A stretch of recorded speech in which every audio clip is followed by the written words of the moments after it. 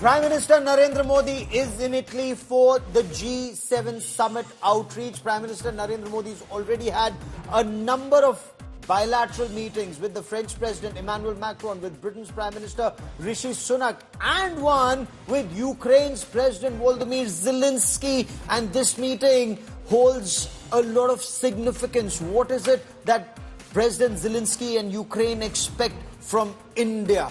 Much more on that in the course of the next 1 hour. The meeting with Italy's Melodi is later this evening, closer to 9 tonight. I'll get you much more on this big story. I'm Gaurav Sawant as always. Let's get started with the headlines at 5.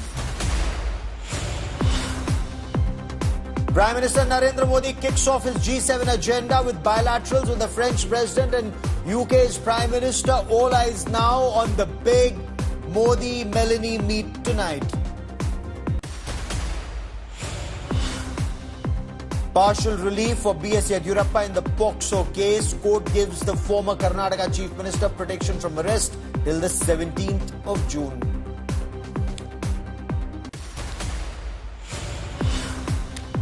Chilling CCTV images emerge in the Sandalwood murder case. The victim, Renuka Swami's abduction caught on camera. The abduction allegedly on the pretext of arranging a meeting between him and actor Darshan.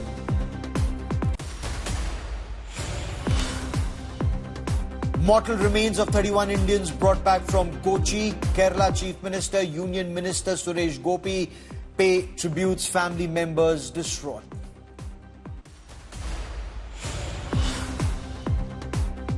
Amidst reports of a rift between the RSS and the BJP, RSS issues a clarification. Sources say Indresh Kumar's remarks on BJP's arrogance is not the official view of the Rashtriya Swayamsevak Sangh.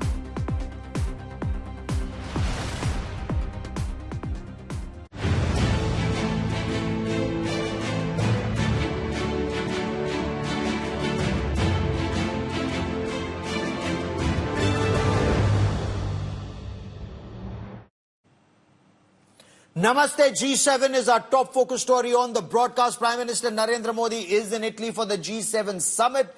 The summit officially kicked off in the country's southern region. Now, ahead of the summit, Prime Minister Narendra Modi, who's invited as a special guest, held key bilateral talks with the Ukrainian President Volodymyr Zelenskyy. Prime Minister Narendra Modi and the French President Emmanuel Macron's bonhomie was on full display as the two leaders held a bilateral in Apulia on the sidelines of the G7 summit. The Prime Minister also met UK's Prime Minister Rishi Sunak and held important discussions on critical technologies, semiconductors and more.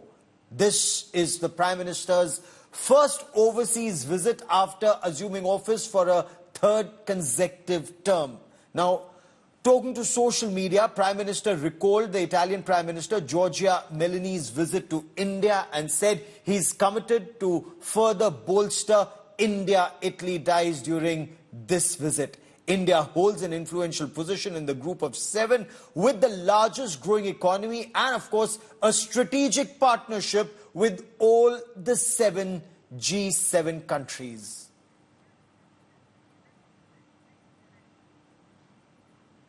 Now, India is a special invitee at the G7.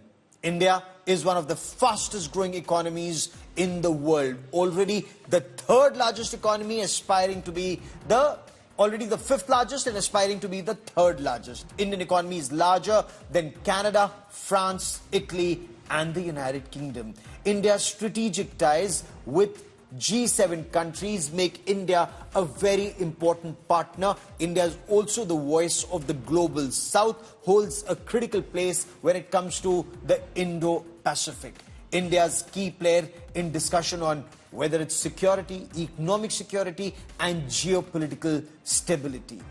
I want to quickly cut across to Italy. Joining me from there is India Today's Foreign Affairs editor Geeta Mohan.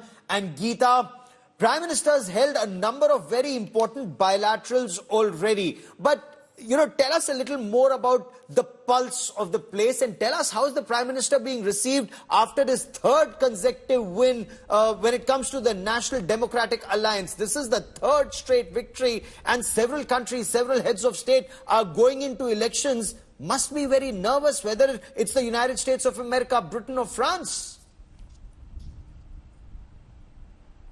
Absolutely, Gaurav. But also, in just a short moment from now, Prime Minister Narendra Modi will be welcomed by Prime Minister Giorgia Meloni. He will be received by her, and it will be a very warm reception at the resort, which is where the G7 summit is going to take place. But look at the beauty of this city. It's lovely. It's far away from Rome. So we do not have a lot of Indian community or diaspora over here.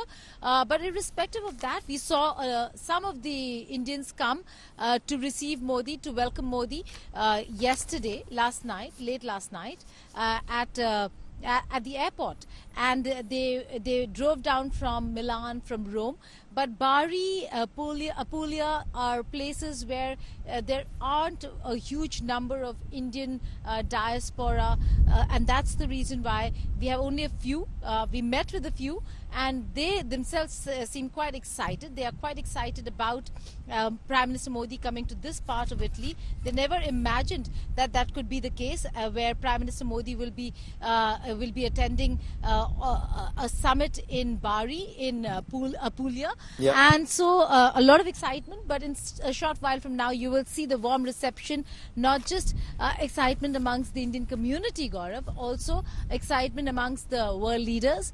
Geeta, we are well aware of the Prime Minister's, warm relationship when it comes to the French President Emmanuel Macron, or the relationship that he shares with Britain's Prime Minister Rishi Sunak. And there was a warm hug when he spoke to both of them. But the fact that he was hugged by Ukraine's President Volodymyr Zelenskyy, what does that indicate? And this meeting with Zelenskyy, that's quite interesting and important, considering India is a very close strategic ally of Russia, and the personal friendship between Prime Minister Narendra Modi and the Russian President Vladimir Putin.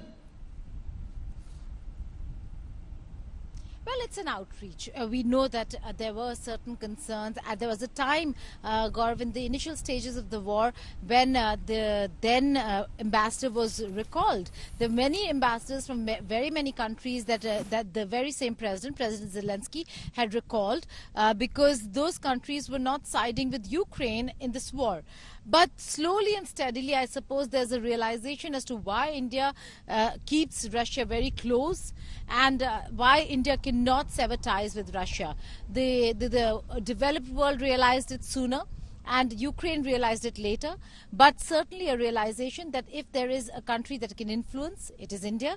If there's a country that cannot sever ties with Russia, it is India, and therefore the only country, a rare one at that, to get a waiver from the West on the sanctions that were imposed against Russia. So a unique relationship that India has with both Russia and Ukraine, and a realization, I suppose, within Ukraine that India certainly is an indispensable force in multilateral fora, and cannot be ignored. So that clearly is the power, Geeta. President Zelenskyy. Absolutely, that's the power of Indian diplomacy. Friends with the United States and friends with Russia. Friends with Iran and friends with the United States. Friends with Russia and friends also with Ukraine. And every side actually also relies so much on India and vice versa. Prime Minister Narendra Modi right now in Italy. He's held a series of meetings and bilaterals, including with the French President Emmanuel Macron, the British Prime Minister Rishi Sunak, both who head into elections, and of course Ukraine's President Zelenskyy. Our next report gets you details about the key priority when it comes to G7 and how India's agenda is to ensure that the outcomes of G20, which was India's presidency, can be dovetailed with the outcomes of G7. Geeta Mohan gets us more in this report.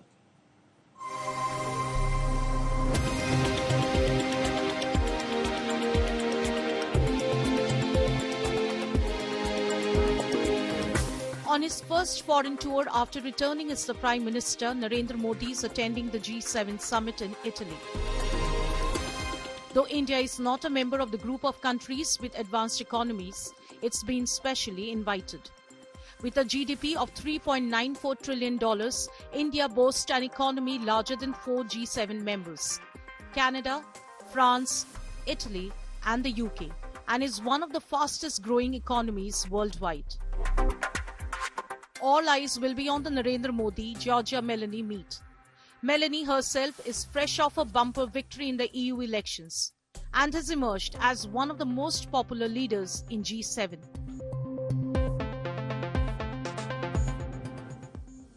As the summit kicked off in Puglia, Meloni's Namaste greeting for global leaders is breaking the internet. With the G7 leaders in Italy, the Prime Minister held key bilaterals with Rishi Sunak and Emmanuel Macron. A bilateral meet with US President Joe Biden could also be on the cards. Prime Minister Modi will hold talks with Italian Prime Minister Meloni, who is chairing the G7 summit this year. A meet with Canadian Prime Minister is not in Modi's plan. Days ahead of the G7 summit, Khalistani extremists vandalized a bust of Mahatma Gandhi in Italy, writing slogans related to slain Khalistani terrorist Hardeep Singh Nijjar.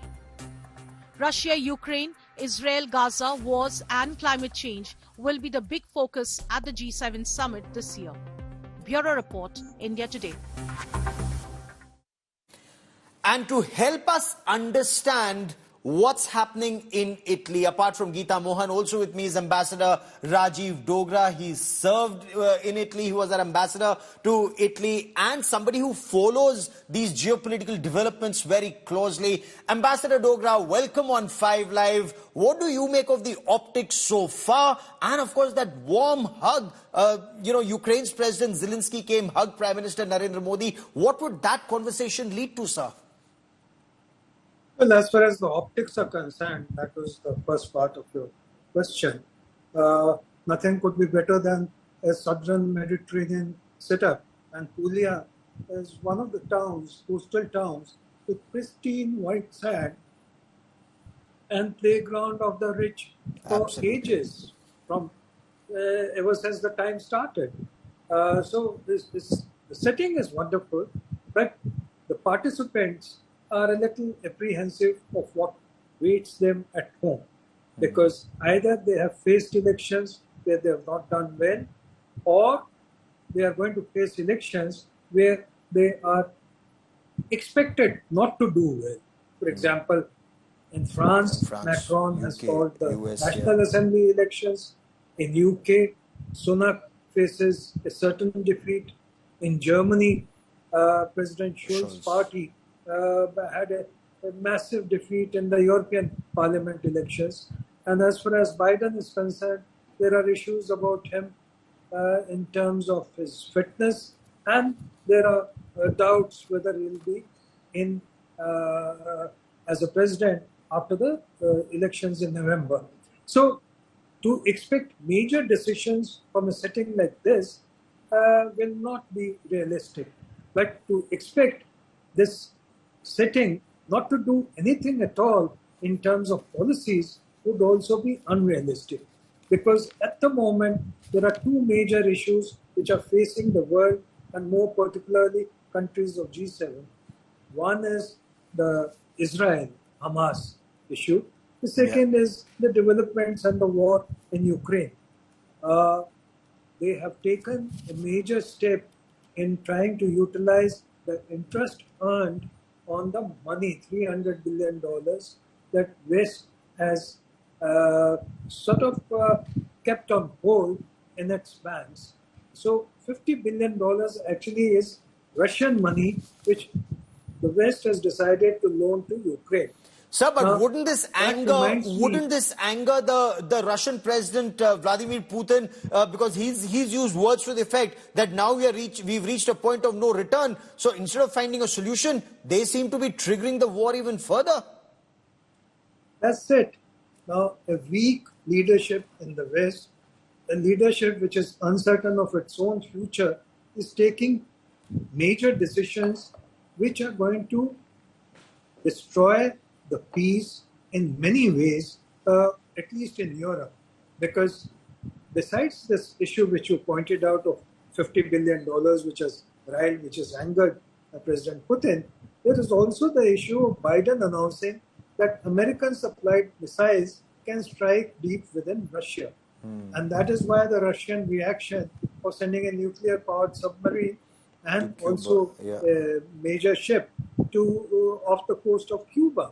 So things, if they are not monitored carefully and cautiously, could lead to a situation where things go beyond control, and it is not just confined to Ukraine.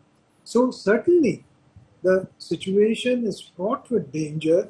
Situation needs a firm and sure handling, but I'm afraid at the moment West does not inspire that confidence. So right now, when we talk about these countries, so Prime Minister Narendra Modi has already had important bilaterals with the Prime Minister Rishi Sunak, who goes into elections with the French President Emmanuel Macron. Once again, he goes into elections. American President Joe Biden will also be facing elections. And Prime Minister Narendra Modi goes there after winning 3 elections back to back. Prime Minister for 10 years and now for another 5 years as the head of NDA. How would they be looking at the Prime Minister? Is he, now being respected as a senior global statesman and political leader, sir? Well, there are 2 sides to this issue. Number one, Prime Minister Modi and India have a line open with both sides, with both Russia and the West. And one example of that was when he met President Putin one year back, I think, he gave out the message that this is not the age of war. Yeah. Now, normally, such blunt statements at a time when the other side is actually engaged in a do or die battle, Russian position wasn't so good at that time. So still, President Putin took it in the right spirit, understood the message, and there was a move towards some accommodation. It did not materialize. That's a different thing. But the fact is that West wanted to send a message, and it chose Prime Minister Modi as the right person to convey that message in a proper, dignified manner, which it did. The second was, once again, when the war was going out of hand, America requested India, or Biden requested Mr. Modi to again reach out to Russia so that the nuclear weapons were not used. Yes. Because there was a time when there was a threat of use of nuclear weapons because West was trying to instigate Russia towards the brink. So again, that was a successful intervention, a successful reaching out to Russia. So his presence there are others who have been invited, like Brazil, Turkey, and 11 outreach Algeria countries. and so on. Yes, sir. But Mr. Modi's presence in Puglia, in Italy, has that significance that here is a leader who's got a stable mandate, who's been there for 10 years, and who's been there for the rest of his term. So, unlike the Western leaders, here is someone who has the experience. And here is someone who has also the positive experience of reaching out to Russia and then reaching back to the West also with whatever advice or whatever communication he wishes to convey. So India has a role to play. How important that is would depend also in a large measure on the actions that West takes. Because you cannot keep on troubling the other side and expect that it will keep on conceding. It will keep on bending over. So West also has to realize that they are at a moment in history where future generations may not judge them very positively. But has the West painted itself in a corner the way things are right now? And the fact that the statements that seem to be coming from G7 countries, and especially after the step of taking the interest out of the Russian money and giving it to Ukraine, $50 billion, also promising them additional weapons, training and all. would this one not anger Russia even more and not spur the battle even more? And the focus then remains conflict, or does that actually spur the conflict industry in the United States, helps the US, but puts Europe in a dark spot? Well, that has been the speculation right through, and that has been the record of American war industry, that they want wars to go on so that they can prosper. Their industries can keep on running. So that is there, and that can't be wished away. That's a fact of American life.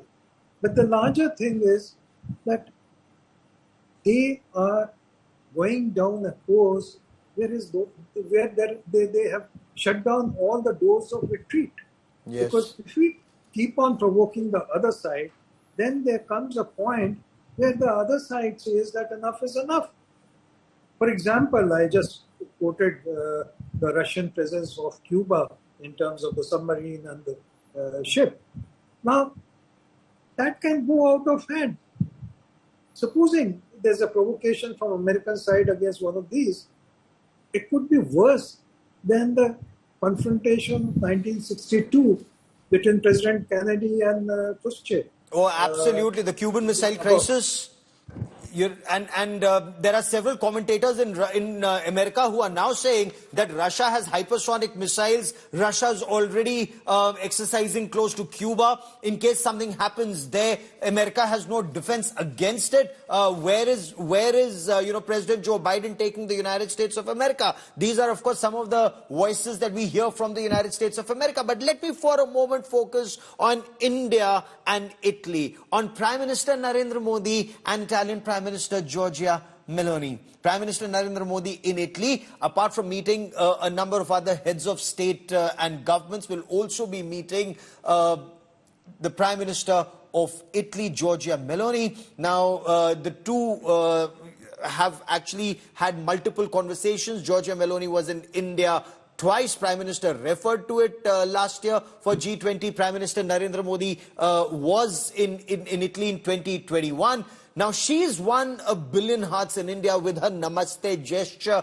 greeting the several G7 heads of state and governments. The internet, of course, a buzz as it waits for the big Melodi moment, the Melodi Jodi meeting. We get you more in this report. The eyes of the world are locked on the scenic seaside town of Asano for the G7 summit, with many checking social media for the first pictures of the Jab They Met moment between Modi and Meloni. Be it the COP28 or last year's G20, the Melodi Jodi is always a delight. Their camaraderie first broke the internet when Italian Prime Minister Giorgia Meloni posted a selfie with Prime Minister Modi with the hashtag Melodi at COP28 in Dubai. The Melodi images have been trending on social media since, and meme makers have a field day when both make an appearance together. Their laughter-filled exchanges have always made headlines. The Modi-Meloni friendship really hit the ground when the Italian Prime Minister was invited as the chief guest at the inaugural session of the 8th Raisina Dialogue. Excitement is high ahead of Prime Minister Modi and Meloni's meeting at the G7 summit. Giorgia Meloni's Namaste gesture has already gone viral ahead of the leaders' meet. Even though India is not a member of the G7, Prime Minister Modi has been invited by his Italian counterpart to mark his presence at the summit.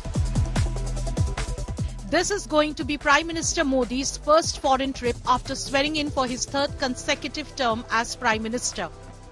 Meloni was the first European leader to congratulate Prime Minister Modi after his win. As the world awaits Melodi reunion at G7, both leaders have also been working to boost strategic and diplomatic ties. Bureau Report, India Today.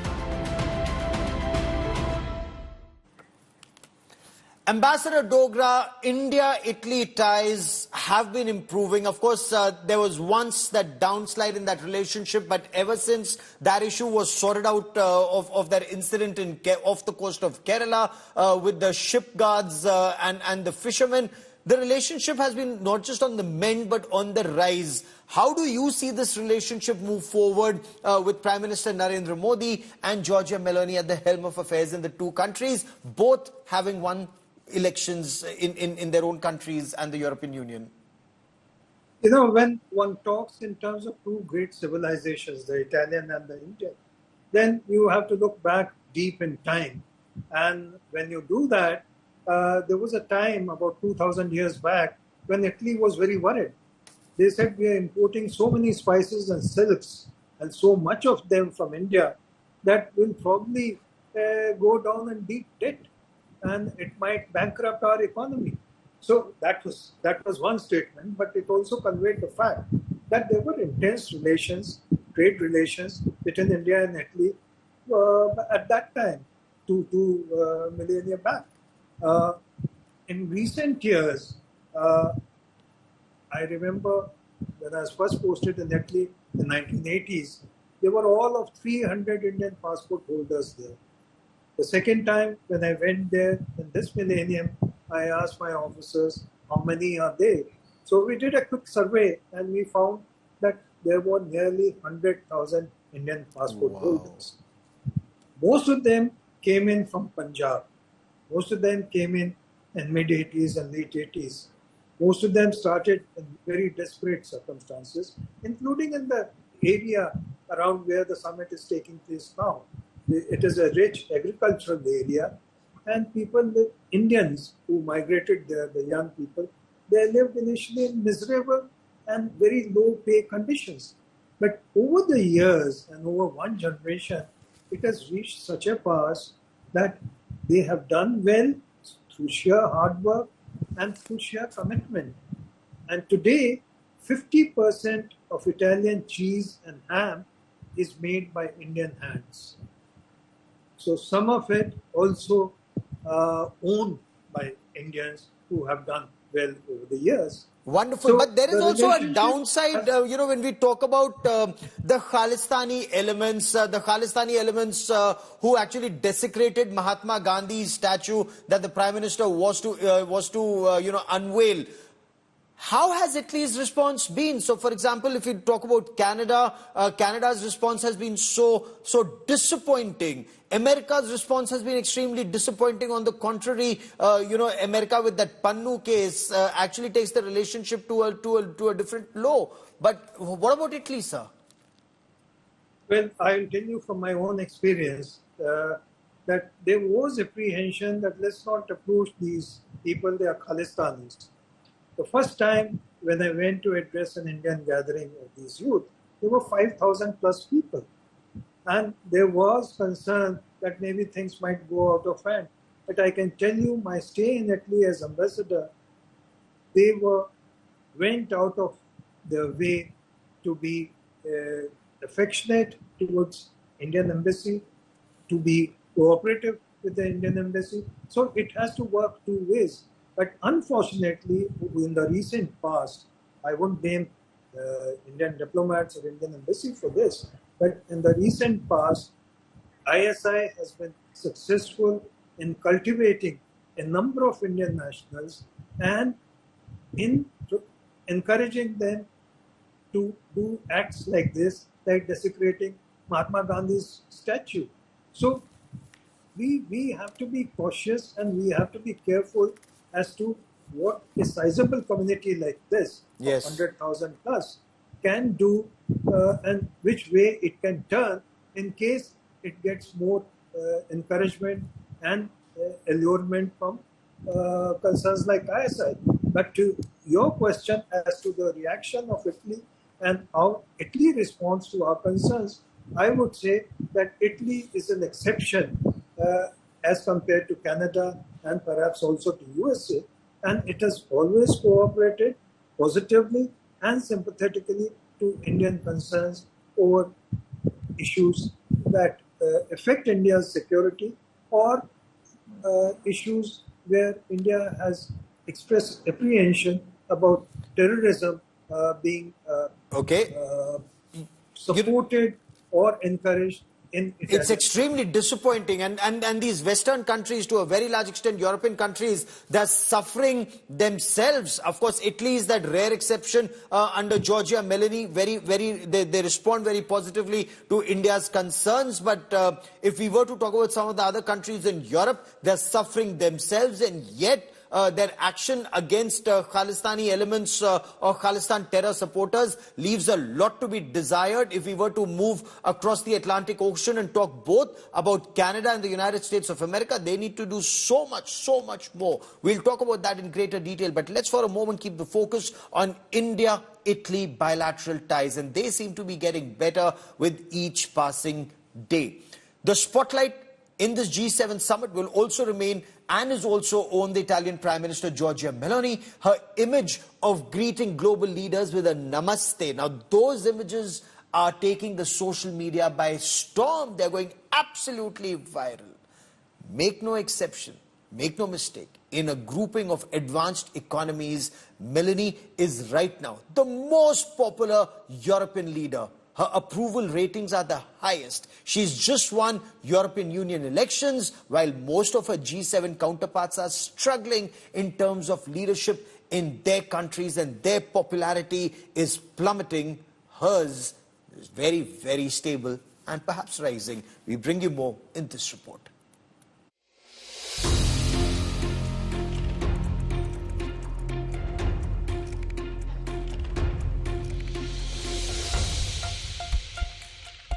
Giorgia Meloni is basking not only in the glorious Italian sun, but also in her victory at the European elections. As she hosts world leaders at the G7 summit, she has all eyes on her. For a woman as Prime Minister, not only has Giorgia Meloni proved all her detractors wrong, she has won her first serious electoral test after 2 years. Her party, the far-right Brothers of Italy, stormed to a convincing win, making her the only Western European leader strengthened by the vote. With the exception of Meloni, all G7 members are facing a leadership crisis. France's President Macron was resoundingly defeated by the far-right National Rally, prompting him to call fresh parliamentary elections. While Germany's Chancellor Olaf Scholz handed his Social Democrats their worst ever European election result, beaten into third place by the far-right AfD. As for the other G7 leaders, Rishi Sunak languishes in the polls before the upcoming UK election, as does Justin Trudeau ahead of his electoral fight in Canada next year. And Joe Biden could be booted out of the White House in November by Donald Trump. Shouldn't leave a woman waiting for that minute.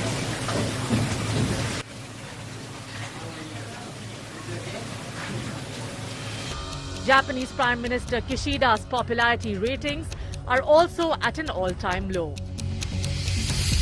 Little wonder then that Meloni boasted that Italy was going into this summit with the strongest government of all. Bureau Report, India Today. So India-Italy ties, whether it's artificial intelligence, clean energy, defense cooperation, in all these fields, it's being taken forward, especially with Giorgia Meloni as Prime Minister of Italy and Narendra Modi as Prime Minister of India. And Ambassador Dogra, in your appreciation, does the personal chemistry between two heads of government have an impact on the relationship being taken forward? What do you make of that hashtag Melodi tweeted by Giorgia Meloni earlier, and of course her greeting all the guests with a namaste, and the defense cooperation, the energy cooperation, the cooperation between the two countries? Well, then diplomacy gestures count, and gestures like you mentioned very rightly, namaste, convey a lot more than just holding of two hands together. It is a message to India that we hold you in a special place in our heart. So ever since that Melodi hit social media, there is a feeling that things are going to get better and better. And I think it is only natural because for a variety of reasons, Italy, if you look at the map of Europe, is the closest country to India in geographically. Italy also has a lot to offer to India. After all, please don't forget that our excellence in design in leather and textile technology started when Italy started transferring its technology, though initially very reluctantly, had to push very hard for that, to India. So since then, India has not looked back.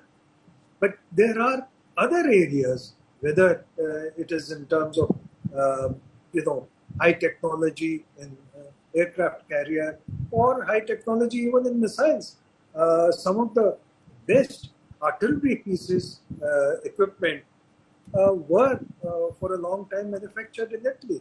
Yes. So Italy has the resources, it has the skills to be a good provider of high technology to India. So I think increasing cooperation is a good message, and we cannot escape it now with a very large Indian diaspora presence in Italy. So it is in our interest, as also in Italy's interest, that we maintain various threads which bind us together.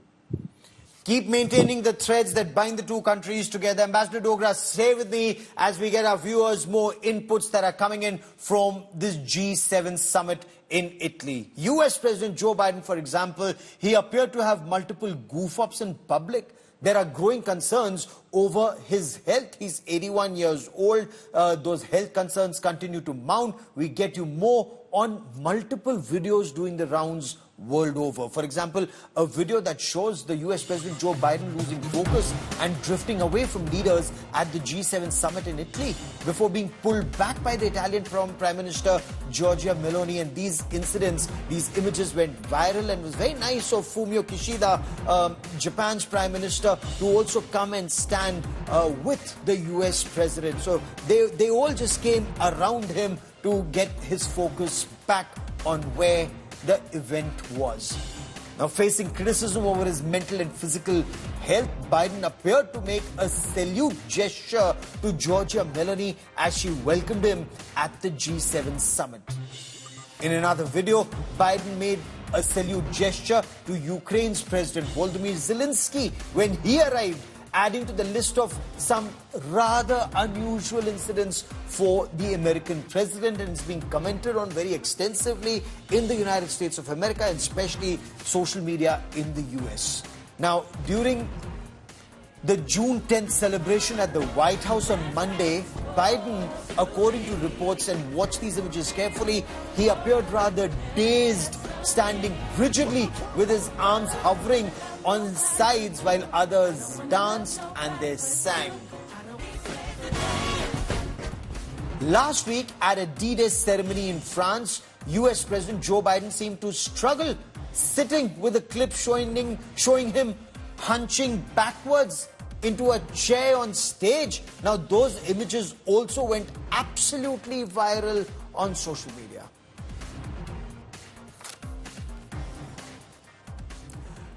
But it's not just the G7 photo op, images of which are making headlines across the world. We'll now show you a video of Italian parliamentarians, a brawl, that image that's going absolutely viral. A massive brawl erupted in the Italian parliament during a debate on taxation and spending and decentralization. So there was an altercation when a centre-left member of parliament tried to show the Italian flag, and it escalated into members of parliament throwing punches at each other. Watch those images carefully. Now,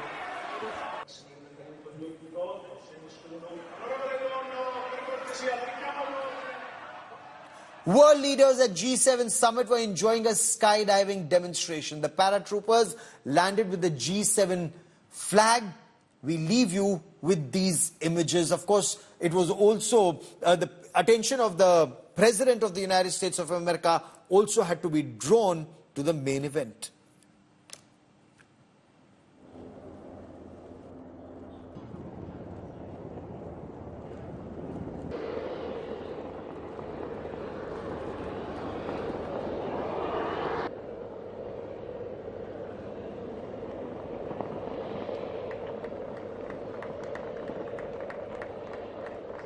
Amidst the national entrance and eligibility test on NEET examination controversy, Union Education Minister Dharmendra Pradhan met a few aspirants who'd appeared in the NEET exam accompanied by their parents after they sought a meeting with the Union Minister. He tried to address their concerns. He assured them that no injustice would be done to the students, because several students are up in arms, not just over the grace marks that were given to some students, but overall amidst allegations of a paper leak. While the Union Education Minister has insisted that there was absolutely no question of a paper leak or no evidence of a paper leak, several aspirants are saying there are two instances that need to be investigated. One in Patna, Bihar, the other in Godhra, Gujarat. Listen in.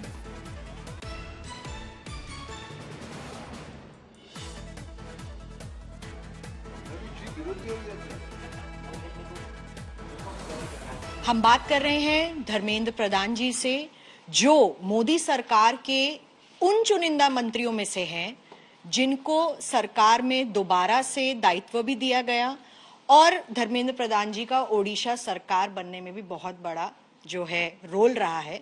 Sir, लेकिन अब आप वापस आए हैं, education ministry पहले से आप देख रहे थे और पहले से ज्यादा आक्रामक इस वक्त बच्चे और विपक्ष नीट को लेके दिख रही है।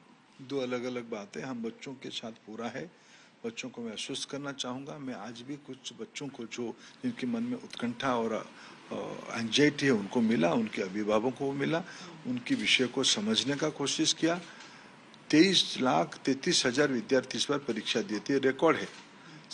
4,750 सेंटर बने, 13 भाषा में परीक्षा हुई, 14 विदेश की सेंटर में भी परीक्षा हुई, बड़े सफलता के साथ परीक्षा हुई। पहले तो ध्यान में आया कि 6 सेंटर में कम समय मिलने के कारण कुछ अनामोलिस ध्यान में आया। उनके लिए ग्रेस मार्क की एक सुप्रीम कोर्ट की प्रदत्त एक फॉर्मूला को अपनाया गया। एनटीए ने कोई अपने से नहीं कर दिया, सुप्रीम कोर्ट की एक क्लार्क की परीक्षा के मामले में मॉडल था, लेकिन उसमें भी कुछ विद्यार्थियों के मन में आया कि इसके कारण कुछ लोगों को शायद नाजायज फायदा मिल रहा है, उसको भी रद्द किया गया। फिर एक नया व्यवस्था सुप्रीम कोर्ट ने दिया कि उनको उन 1563 बच्चों को जिन्होंने आपत्ति किया था कि मेरे को कम समय मिला, जो कोर्ट तक आए थे, उनको एक बार परीक्षा देने के अवसर दे दो। वो अवसर को यूज करे, नहीं तो उनकी जो पुराना परीक्षा था उनको यूज करे, उनके विद्यार्थी के ऊपर निर्भर करे। पुराने में रह सकते, नहीं तो चाहे तो परीक्षा दे सकते हैं। एक परीक्षा के नंबर गिना जाएगा, परीक्षा देंगे तब जाके नया नंबर को गिना जाएगा, नहीं तो पुराना नंबर है। ये उस विद्यार्थी के ऊपर छोड़ दिया गया है। ये सारे करने के बाद सुप्रीम कोर्ट ने एंडोर्स किया है उसको। हम पारदर्शिता के लिए प्रतिबद्ध है, उसमें मैं विद्यार्थियों को आश्वस्त करना चाहता हूँ, सरकार उनके भविष्य के साथ कोई खिलवाड़ नहीं करेगी। सर, जो विपक्ष का आप पे लगातार आक्रमण हो रहा है, कुंठित हो गए ना, लगातार तीसरी बार हारने के कारण वो कुंठित हो गए हैं, इसलिए उनको अपना काम करने दो। हम तो विद्यार्थी और उनके अभिभावकों को आश्वस्त करना चाहते हैं, सरकार उनकी हितों के लिए ही है। जब डीएमके जैसी पार्टी कहती है कि नीट को पूरी तरीके से स्क्रैप कर देना चाहिए, या कांग्रेस के मल्लिकार्जुन खड़गे कहते हैं कि नीट में जो पेपर लीक की समस्या है उस पर एनटीए या सरकार कुछ नहीं कह रही है, तो सर मैं आपसे ये पूछना चाह रही हूँ कि पेपर लीक नहीं हुआ है, इस निष्कर्ष पर आप कैसे पहुंचे हैं? क्या अपनी तरफ से आपने जांच एजेंसियों से बातचीत की है या अपनी खुद की कोई इन्वेस्टिगेशन आप लोग कर रहे हैं?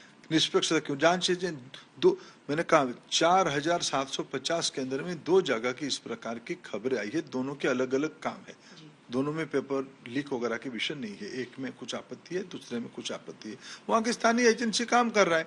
इसके सर्वोपरि सुप्रीम कोर्ट की नजर में 8 जुलाई को सुप्रीम कोर्ट की भारत सरकार को भी नोटिस है, हम अपना पक्ष रखेंगे। मैं आज ही आपके माध्यम से आश्वस्त करना चाहता हूं, सारे विद्यार्थियों के हितों को सुरक्षित रखा जाएगा।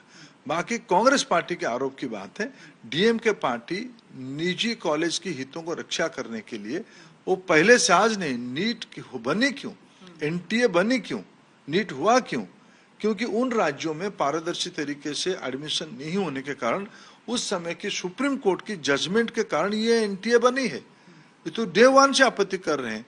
बाकी इस बार आप उठा के देखिए कौन लोग सुप्रीम कोर्ट और हाई कोर्ट में पिटीशन लेके आए हैं। जिन लोगों की अब परीक्षा ग्रामीणों में चली गई है, परीक्षा भाषाई राज्यों में चली गई है। पिछले बार तमिलनाडु की ग्रामीण पृष्ठभूमि की स्टेट बोर्ड की एक लड़की नीट में टॉपर की थी, तो जो आपत्ति कर रहे थे उसकी विपरीत हो रहा है। तो इसको विफल करने के लिए कुछ लोग एक अपप्रचार और षड्यंत्र कर रहे हैं, वो सफल नहीं होंगे। सर, ग्रामीण इलाकों की आपने बात की, कई ऐसे बच्चे थे जो सुप्रीम कोर्ट पहुंच गए, उनमें से कई कुछ कोचिंग सेंटर के लोग भी थे, लेकिन उन बच्चों का क्या सर जो अभी तक इतना नहीं कर पाए, सुप्रीम कोर्ट या किसी कोर्ट में केस दर्ज नहीं कर पाए? लोगों का भरोसा है व्यवस्था के ऊपर, पारदर्शी तरीके से हुई है। इस बार जो मूल समस्या आई थी, समय कम मिलना 6 सेंटर में, कुछ स्थानीय 4750 में 6 सेंटर की गड़बड़ियों का नाम पूरा व्यवस्था को क्यों प्रश्न में लगाते, जिसमें सुप्रीम कोर्ट भी अपना एक ओपिनियन दे चुका है, जिसमें विद्यार्थी संतुष्ट है। इसलिए यह कहना कि सारे अव्यवस्था है, 23,33,000 विद्यार्थी, 4,750 सेंटर, अभी इस साल हमने नया 600 से ज्यादा नया छोटे शहर और ग्रामीण इलाका में सेंटर खोले। तो क्या पिछले दिनों में जिस प्रकार की खबरें आने लगी थी, परीक्षा के बोझ में बच्चे अपने जान भी छोड़ देते हैं, परीक्षा को कम बोझिला किया गया है। 12वीं की परीक्षा के तुलना के साथ इस बार परीक्षा की गई है, सिलेबस को घटाया गया है। कोरोना के समय में एनसीईआरटी ने अपने सिलेबस और कई राज्यों ने अपने सिलेबस को घटाया था, उसी घटती हुई सिलेबस के ऊपर 12वीं के स्टैंडर्ड पर क्वेश्चन सेट हुई है, ज्यादा केंद्र खुले गए हैं। जब नॉन सिटी के बच्चे ज्यादा आते हैं, कोचिंग सेंटर की बाहर के बच्चे ज्यादा आते हैं, तो किसी को तो कष्ट होती है ना।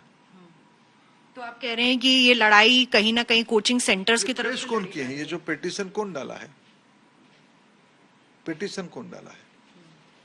ना वो अभिभावक है ना वो विद्यार्थी है। तो सर फिर आगे आप लोग क्या करने की सोच रहे हैं, क्योंकि अब रीटेस्ट का एक ऑप्शन दे दिया गया है, क्या बच्चे उस रीटेस्ट में बैठेंगे ये भी एक सवाल है। लेकिन सर जो लगातार इन सेंटर्स में जहां भी आप कह रहे हैं, झज्जर में, गोधरा में, पटना में, जहां पर कार्रवाई भी चल रही है, क्या इन लोगों पर स्थानीय लेवल पर एनटीए की तरफ से कोई कार्रवाई होगी? क्या इन सेंटर्स को बैन किया जाएगा या ऐसा कुछ? देखिए, भारत सरकार प्रतिबद्ध है, किसी भी प्रकार की गड़बड़ करने वाला व्यक्ति को बख्शा नहीं जाएगा, कार्रवाई भी होगी। सर, तो एसआईटी कोर्ट मॉनिटर्ड प्रोब जो मांग रही है, जो एसआईटी कोर्ट सुप्रीम कोर्ट की मॉनिटर्ड प्रोब मांग रही है, कांग्रेस उससे सहमत है? कोर्ट की फैसला को इंतजार करिए। अच्छा सर, बच्चों को क्या संदेश इस वक्त देना चाहेंगे, क्योंकि कई बच्चे असमंजस में हैं, वो सरकार की तरफ देख रहे हैं, और नीट ही नहीं, एनटीए जी और सीयूईटी जैसे एग्जाम्स भी कराती है, तो एनटीए की क्रेडिबिलिटी पर कहीं ना कहीं सवालों पर आप क्या कहें? सवाल नहीं है, एनटीए आज 1 करोड़ से ज्यादा बच्चों की परीक्षा व्यवस्थित कर रही है, और इतने बड़े देश में 1-2 जगह की आइसोलेटेड घटना को ध्यान में आता है तो उससे कड़ी से कड़ी कार्रवाई करके उसको खत्म किया भी जा रहा है। उसके ऊपर आज देश में कोर्ट भी नजर रखा है, इसलिए भ्रम फैलाने का हम काम में कि जो करते हैं वो उचित नहीं है। पारदर्शी तरीके के लिए हम लोग सब प्रतिबद्ध थे, जब भी कुछ विषय पे संज्ञान आते हैं उस पर कार्रवाई भी की जा रही है। जैसे अभी 6 सेंटर की कम समय मिलने के लिए जो अनामूल्य है उसकी समस्या समाधान हुई, जैसे विद्यार्थियों की अपेक्षा को पूरा हो पाए। 13 लाख बच्चों ने क्वालिफाई किया था सर, क्या उनके लिए रीटेस्ट आप सोच रहे हैं फ्यूचर? आवश्यकता क्यों है? आप अफवाह में क्यों हम जाएंगे? कुल मिलाकर समस्या 8 सेंटर की है, 6 की समाधान हो गई है, बाकी 2 की भी समाधान हो जाएगी। एजेंसियां काम कर रही है और मैं आश्वस्त कर रहा हूं भारत सरकार की ओर से, कोई भी हो उसको बख्शा नहीं जाएगा।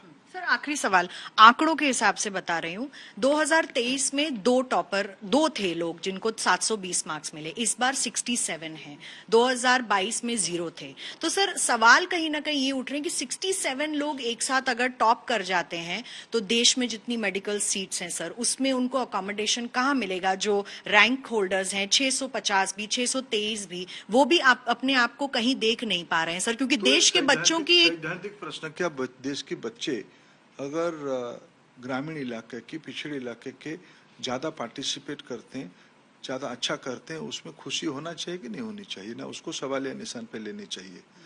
इस बार कोरोना के समय में एनसीईआरटी और कई स्टेट बोर्ड ने अपना सिलेबस को घटाया, इस बार एंट्रेंस एग्जामिनेशन में उसको भी काम पे लाया गया है। 12वीं बोर्ड बच्चे सुसाइड करते हैं परीक्षा की डर से। मनोवैज्ञानिकों ने, शिक्षाविदों ने रास्ता निकाला कि हम जो 12वीं की तैयारी के लिए जो पढ़ाई करते हैं उस तैयारी को हम एंट्रेंस एग्जामिनेशन की स्टैंडर्ड पे ले आए। 14 ग्रामीण इलाका में सेंटर खोले, 14 पिछड़े इलाकों के बच्चों को आने का मौका दे, इसलिए ज्यादा रजिस्ट्रेशन हुई है। उस रेशियो में भी सारे वर्ग में नंबर बढ़े हैं, तो ये तो एक प्रोग्रेसिव डिसीजन मैं मानता हूं ना। इस बीच में पिछले 10 साल में 58,000 नए मेडिकल सीट खोले गए। आज 1,51,000 मेडिकल सीट था, वो आज बढ़ के 1,08,000 मेडिकल सीट हो गए। सीट भी हमने So it's the most authoritative response of the Union Education Minister Dharmendra Pradhan says lakhs of aspirants took this examination. Issues have been found, according to him, only in 2 centers, and that is being investigated. He's spoken exclusively to India Today's Milan Sharma.